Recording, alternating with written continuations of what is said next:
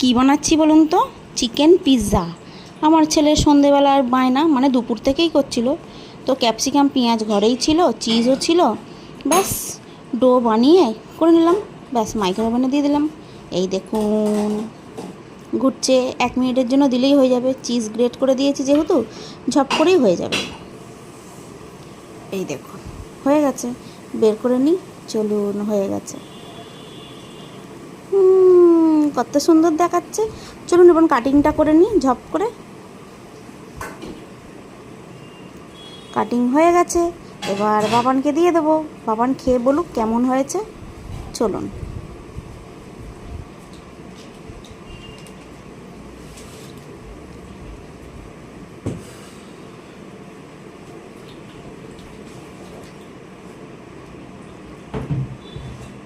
কি বলছে আমার বাবান? হেব্বি হয়েছে।